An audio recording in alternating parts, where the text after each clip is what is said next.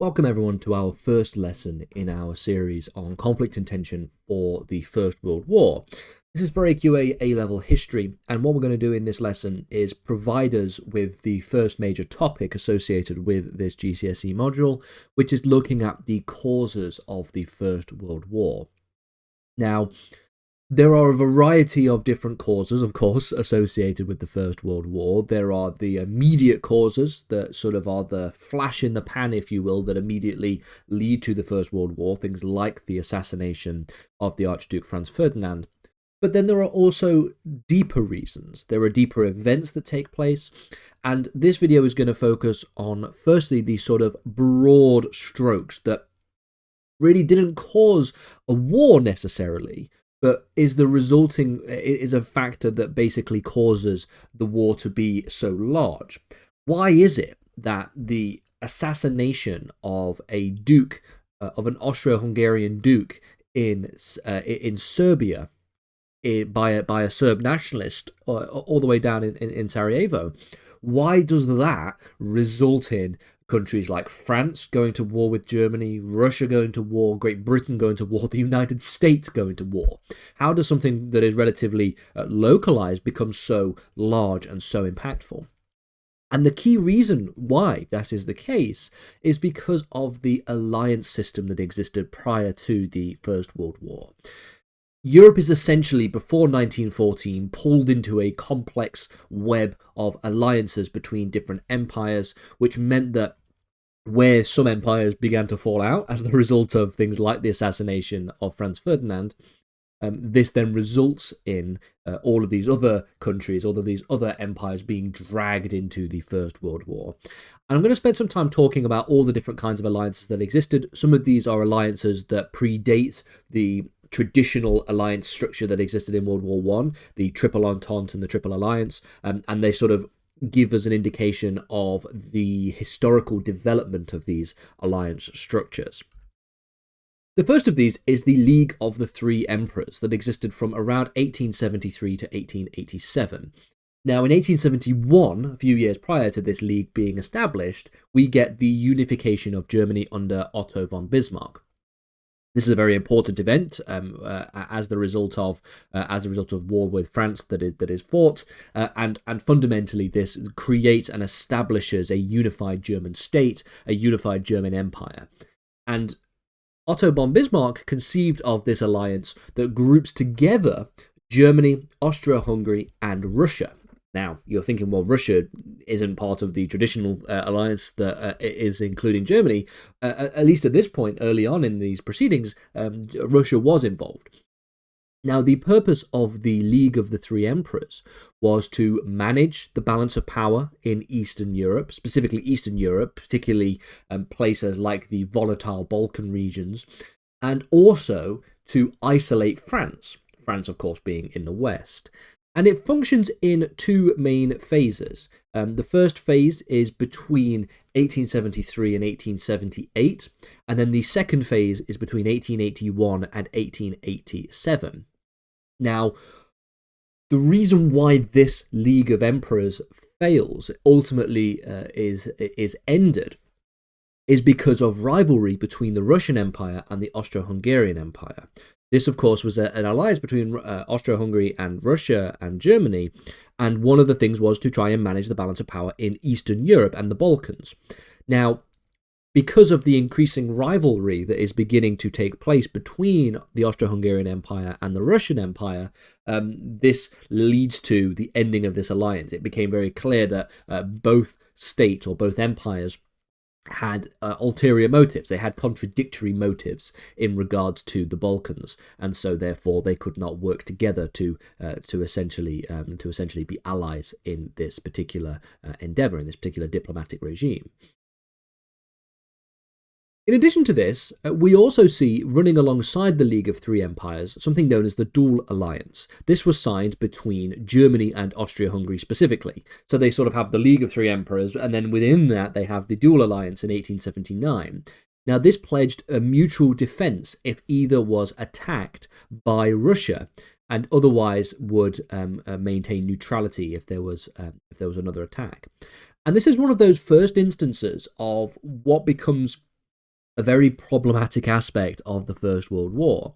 The fact that these aren't just alliances. These aren't just economic alliances or diplomatic alliances or political alliances. They are military alliances, such that if one of these empires is attacked, the other one is going to come and help them with that particular conflict. And this is fundamentally how the First World War goes from being a relatively isolated and relatively localized event in the Balkans to Germany declaring war on Russia, Russia declaring war on Germany, France declaring war on Germany, Britain declaring war on Germany, and then eventually America declaring war on Germany as well. That's how it goes from a small event or a minor event, relatively minor event, to a major world war. Now, this dual alliance specifically was viewed by Bismarck as the cornerstone of a system to keep Germany from being diplomatically isolated. Now, Otto von Bismarck, the German Chancellor during this time period, was of course a very, very astute politician. He falls out of favour when we see the transition in 1888, I believe, from the first Kaiser Wilhelm I to Kaiser Wilhelm II.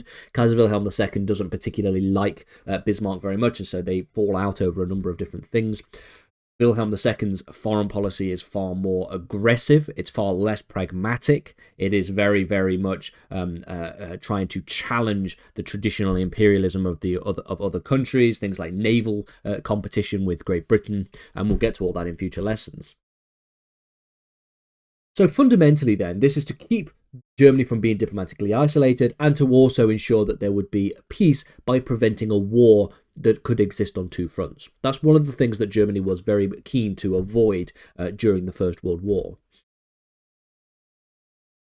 In 1882, this dual alliance then expands into the Triple Alliance, as we know and love, if we will, all the way up till the First World War.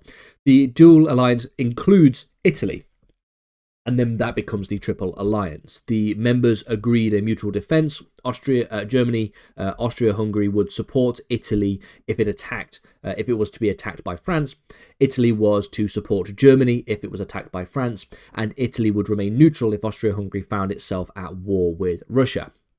Now, although this was a renewed alliance on several occasions, ultimately Italy did declare neutrality in 1914 and would later join the Allied side. Italy's contribution to the First World War isn't as substantial as other countries' contributions, nor is Italy's contribution to the Second World War as substantial. They're sort of the laughing joke of the Second World War for the most part, given just how poor their record was in North Africa and in Sicily and in places like that. In 1887 as well, we get a secret reinsurance treaty. This is a confidential pact that is signed between Germany and Russia, ensuring that neutrality maintained unless Germany attacked France or Russia attacked Austria-Hungary. And you can see how this is going to devolve into major problems. You've got secret treaties between empires that are sort of promising military aid in the event of various different attacks. You've got open treaties. You've got treaties that are successful for a time and then they sort of devolve into failures. And so you've got this really complicated web that's beginning to exist. And this really just is it for the sort of German alliances. You've got the secret treaty here, but you've also got the Triple Alliance. And the main point is the Triple Alliance in 1882 is the main alliance that we see brings all of these different countries into the war at the start of 1914.